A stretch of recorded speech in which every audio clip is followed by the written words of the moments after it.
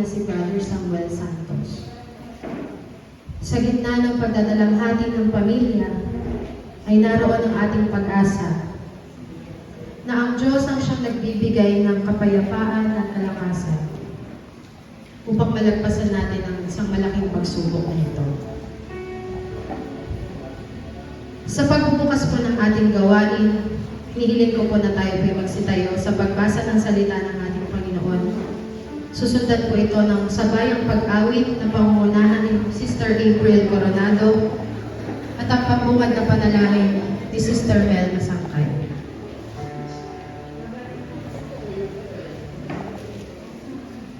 Mula sa Aklat ng Mga Ngaral, chapter 3, verses 1 to 8. Ganito po ang sinasabi. Ang lahat sa mundong ito ay may kanya-kanyang panahon, may kanya-kanyang oras. Ang panahon ng pagsilang at panahon ng pagkamatay. Ang panahon ng pagtatanim at panahon ng pagbunot ng tanim. Ang panahon ng pagpatay at panahon ng pagpapagaling. Ang panahon ng pag-iba at panahon ng pagtatayo. Ang panahon ng pagluha at panahon ng pagtawa. Ang panahon ng pagluluksa at panahon ng pagdiriwang. Ang panahon ng pagkakalat ng mga bato at panahon ng pagtitipon sa mga ito. Ang panahon ng pagyayakap at panahon ng paglalayo. Ang panahon ng paghahanap at panahon ng pagkawala niyon. Ang panahon ng pag-iingat sa mga bagay at ang panahon ng pagtatapon. Ang panahon ng pagpunit at panahon ng pagtahik. Ang panahon ng pagtahimik at panahon ng pagsasalita. Ang panahon ng pagmamahal at panahon ng pagkapuot. Ang panahon ng digmaan at ang panahon ng kapayapaan. Ito po ang salita ng ating Panginoon.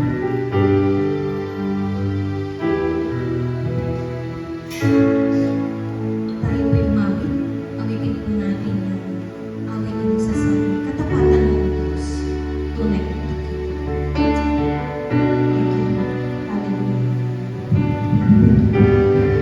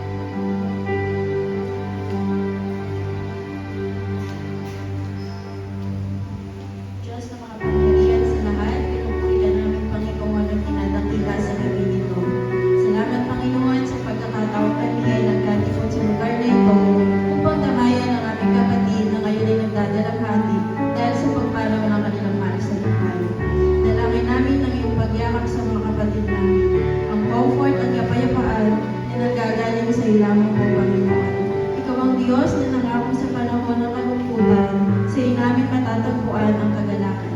Sa panahon ng pagdadalamhati, ikaw ang aming sandalan at magbibigay ng kalakasan sa bawat isa. Salamat po sa mga pangako mo ito, Panginoon, na patuloy po namin panghahawakan. Hinihiling din po namin ang iyong pagsama sa amin sa huling gabi na makakapilit po namin siya.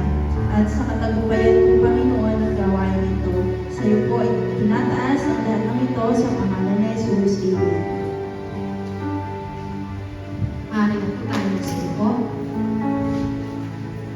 Upang bigyan po tayo ng hamon at inspirasyon mula sa salita ng ating Panginoon, akin po tinatawagan si Pastor J. Carlos Samala.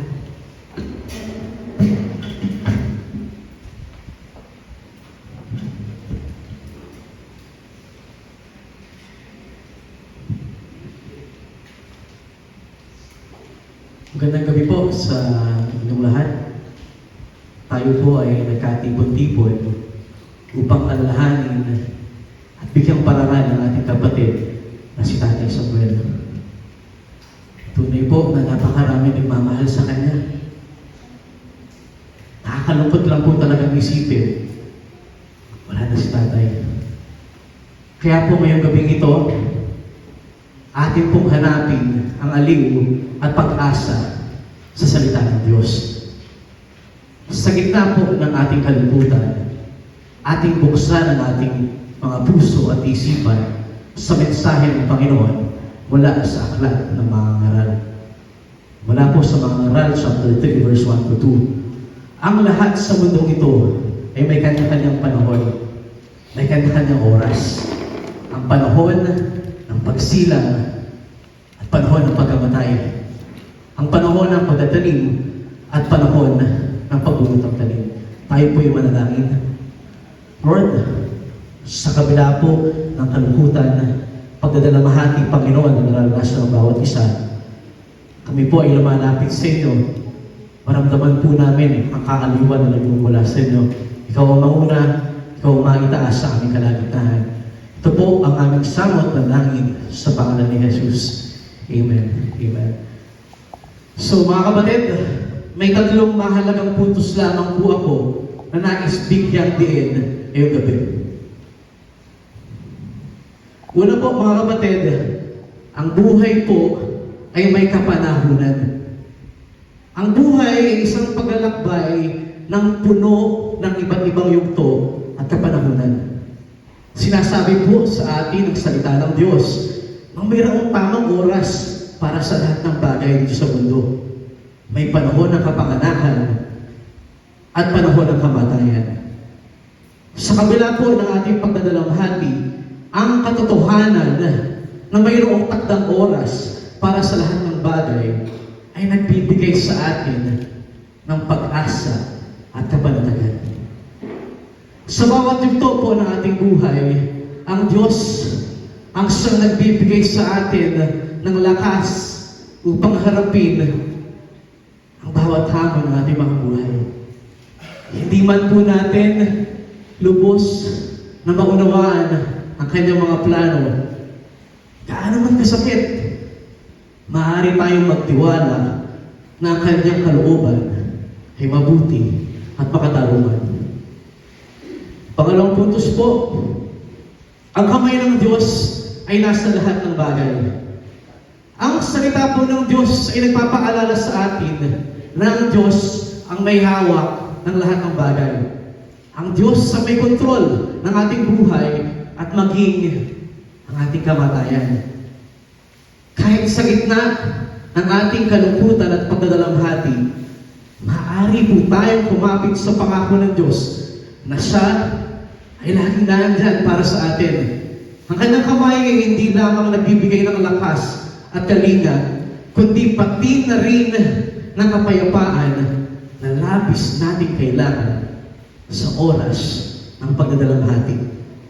Mga kapatid, itong tandaan ninyo, hawak ng Diyos ang ating kinabukasan. Magtiwala lang tayo sa Kanya. Para po sa ikatlong puntos, may buhay na walang hanggan kasama si Kristo. Sa pagiging maikli at limitado ng buhay natin dito sa mundo, ang salita po ng Diyos ang nagbibigay sa atin ng pag-asa na may buhay na walang hanggan sa pamamagitan ni Hesus Kristo. Ang kanyang kamatayan at muling pagkabuhay ang siyang nagbukas ng daan para sa atin upang magkaroon ng buhay na may kahulugan at walang hanggan sa presensya ng Diyos.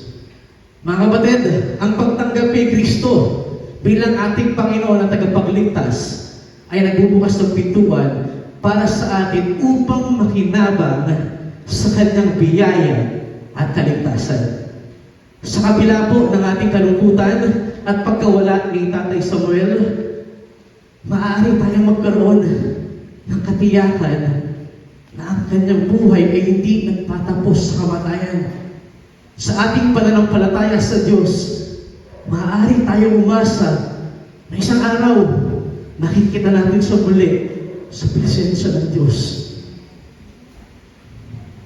Ito po, mga kapatid, ang pinakamagandang balita na maaari po nating tanggapin ngayong gabi. Ang kamatayan ay hindi katapusan para sa mga nananalig kay Kristo. Ulitin ko, ang kamatayan ay hindi katapusan para sa mga nananalig kay Kristo. Ngayong gabi pong ito, mga kapatid, alam ko, kayo po ay nagmamahal kay Tatay Samuel. Tayo po, bawat isa, ay inaanyayahan ng Diyos na lumapit sa Kanya. At inaalam po ang buhay na walang hanggan kasama siya. Sa mga nais pong tumanggap kay Jesus bilang Panginoon at tagapagligtas, maaari po ba tayo manalangin? Sabayan niyo po ako sa isang panalangin na ito. Maaari po ba yun, mga kapatid? Sabayan niyo ako sa isang panalangin ito. Panginoong Jesus, ako po ay lumalapit sa inyo na may pusong nagsisisi. Inaamin ko po na ako ay nagkasala at nangangailangan ng iyong kapatawaran. Tinatanggap ko po kayo bilang aking Panginoon at tagapagligtas. Inaanyayahan ko po kayo na pumasok at maghari sa aking buhay. Maraming salamat po. Ito po ang aking panalangin sa pangalan ni Jesus. Amen and amen. Lord, salamat po sa gabi ito. Salamat sa kaaliwan, pag-asa at kapayapaan na hatid mo sa aming mga buhay. Patuloy po, Panginoon, na ikaw ang maghari sa buhay ng bawat isa. Sa iyo po namin, Panginoon, ibinabalik ang pinakamataas na papuri, ang pinakamataas na pasasalamat, at ang pinakamataas na pagsamba sa pangalan ni Jesus. Amen and amen. Mga kapatid, patuloy tayo magtiwala sa Diyos. Siya ang ating kalakasan at pag-asa. Maraming pong salamat at pagpalain ng bawat isa ng ating Panginoong Diyos.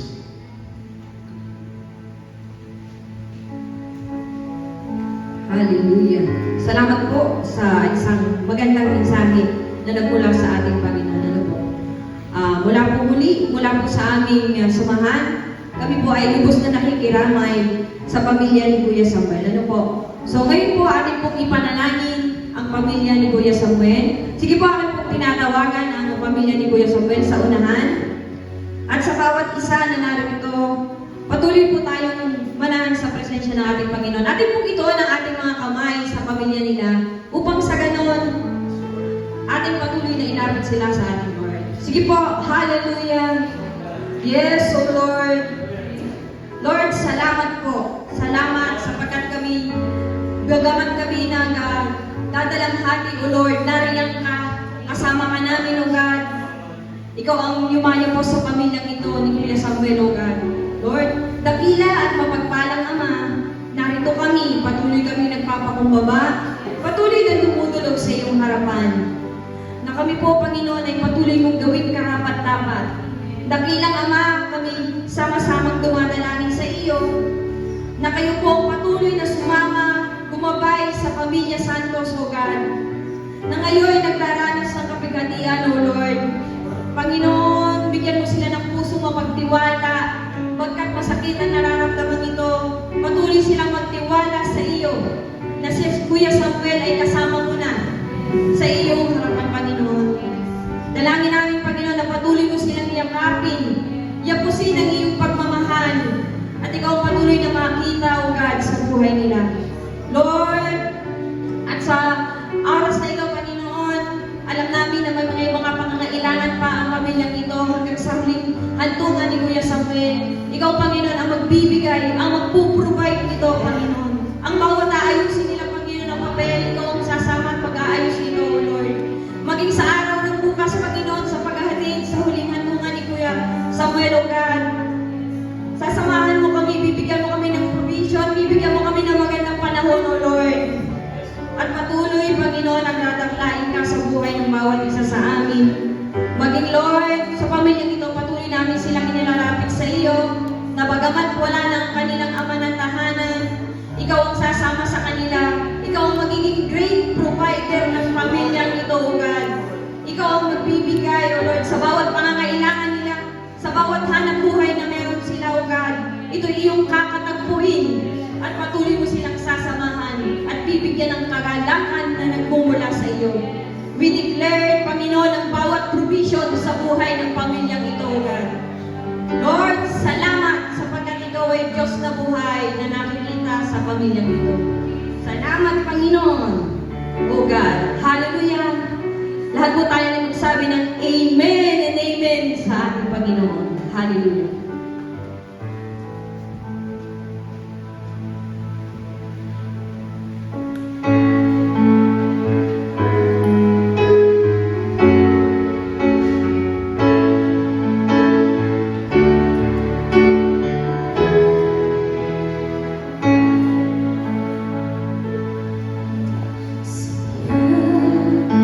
Kay bukid na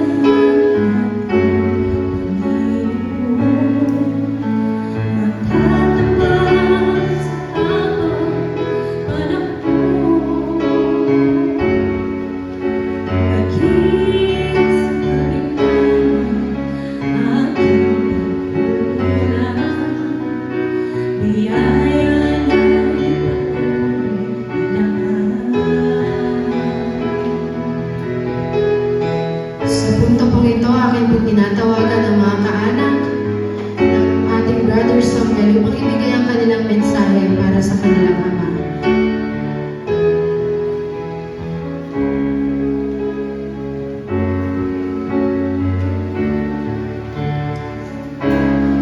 Magandang gabi po sa lahat.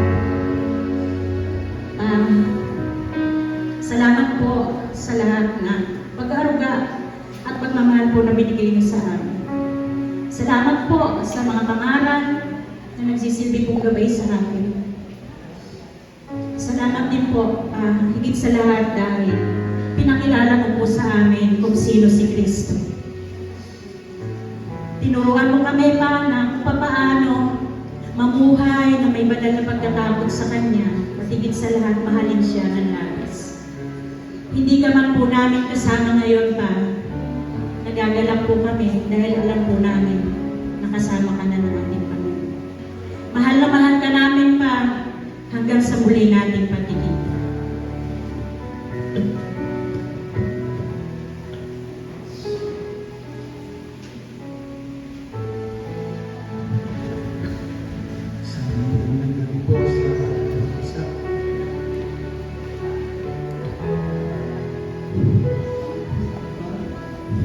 Ilang gabi ng araw ka pa lang napawala. Nag-iisip kita ba? Salamat dahil kayo po ang nagturo sa amin kung paano magkaroon ng banal na pagkakatakot. Pa, hindi ko po kayo makakalimutan. Huwag po kayong mag-alala. Hindi po namin pababayaan sa mga kapatid. Salamat po. Salamat.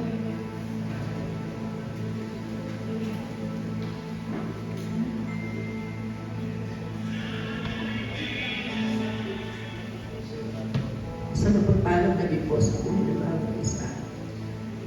Kami po'y nagpapasalamat, Manila, Sa Panginoon, dahil ibinigay niya sa amin ang aming athletic nila sa buhay ni Sammy. Lord, salamat dahil naging kabahagi kami, Panginoon, ng kanyang buhay dito sa lupa. Bagaman masakit sa puso ko bilang isang ina na mag-iisang tumayo para sa aming mga anak. Unay, nung una, ayoko sa'yo. Pero, dinapot ko lang ako sa kalsada upang ako'y maging asawa ko. Salamat, dahil akala ko, hindi ka magiging mabuting asawa, hindi ka magiging mabuting ama ng ating mga anak. Salamat, dahil dinala mo ang ating mga anak sa mabuting daan na kung saan magkaroon ng takot sa iyo, Panginoon. At ganun din, Panginoon, salamat din sa amin dahil binigyan mo ng magandang kinabukasan ng ating mga anak. Hindi mo inalaw na hindi sila makapag-aral. Kaya, salamat sa amin. Tunay na napakasakit sa puso mo na may iwan mo dito sa mundo ito na nag-iisa. Salamat sa ginawa mo sa amin. Nakapiling ka namin. Nakasama ka namin. Salamat. Salamat sa ginawa mo. Ibinuka mo sa puso at isip ng ating mga anak ang salita ng Diyos na kailanman hindi ito mawawala. Walang makakaagaw dito sa kanilang puso at isip. Maraming salamat. Tunay, Lord, sa iyo ko siya pinagkakatiwala. Bagaman, napakasakit dahil hindi ko sukat akalain na piniiwan mo sa oras na natutunan na kitang mahalin. Salamat. Dahil sa dami nating pinagdaanan, nananatili yung pag-ibig sa ating pamilya dahil na ginawa ng Panginoon sa ating mga buhay. Salamat at ako po'y nagpapasalamat din sa lahat na nakiramay sa aming mag-anak, tunay, sa aming pamilya, sa aming kaibigan, at sa aming mga kapatiran. Maraming salamat sa inyong pakikiramay sa amin. Di namin ito malilimutan. Nakaukit sa aming mga puso ang mga ginawa ninyo sa amin. Salamat po sa pangalan ni Jesus. Amen.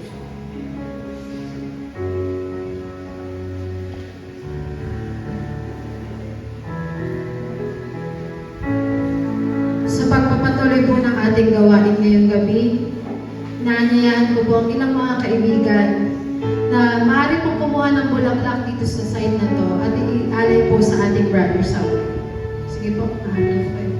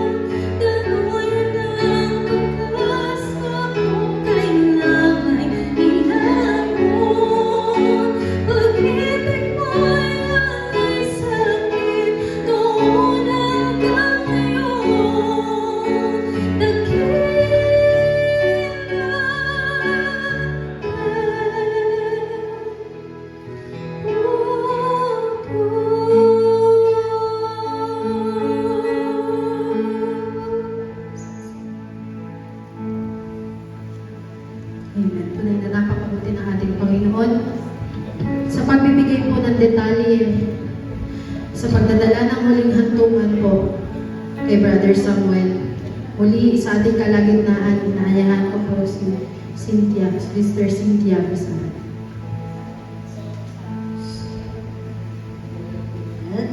Muli po,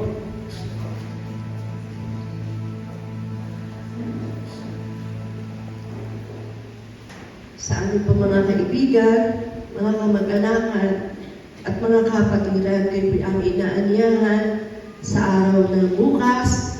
Dadaling po ang labi ng aking asawa na si Samuel Santos sa lugar po ng Loyola Memorial Cemetery ng Los Baños, Laguna.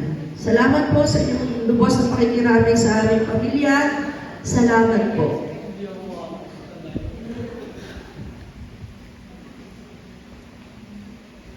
Inaanyayahan ko po lahat na tumayo sa ating pagbukas ng tanang.